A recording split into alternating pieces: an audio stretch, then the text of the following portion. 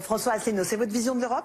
Quelle est la vôtre? Non, alors moi, ce que je constate, c'est qu'autour de cette table, finalement, sur les 11 candidats à l'élection présidentielle, il y en a 10 qui approuvent le principe de la construction européenne et qui proposent tous une autre Europe, renégocier l'Europe, sortir de l'Europe pour y rentrer. C'est un peu comme le sparadrap du capitaine Haddock dans l'affaire Tournesol, n'est-ce pas? On s'en débarrasse jamais. Bon, qu'est-ce que ça veut dire tout ça? Ça veut dire, ça me fait penser à un proverbe chinois qui dit « c'est dormir toute sa vie que de croire à ses rêves ».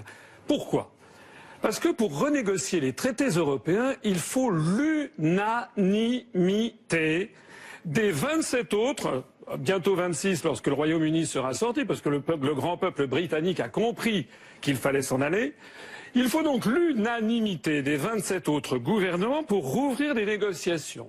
Et donc rouvrir des négociations qui se sont sédimentées depuis 60 ans et on va leur demander, ben écoutez, soyez gentils, vous allez accepter de s'aborder vos intérêts nationaux pour nous en donner plus à nous les Français.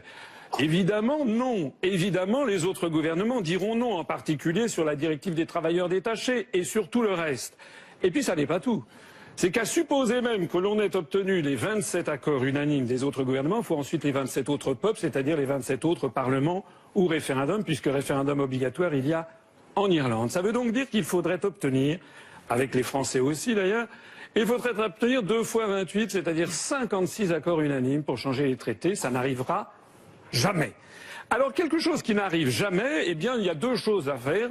Soit on continue à enfumer les Français en leur disant, ça fait quand même des décennies que ça dure, à chaque élection, on leur promet une autre Europe, soit ce que je propose, et je suis le seul candidat du Frexit, c'est-à-dire de faire sereinement, juridiquement, comme le font les Britanniques, la sortie de l'Union européenne par l'article 50 du traité de l'Union européenne, tout simplement.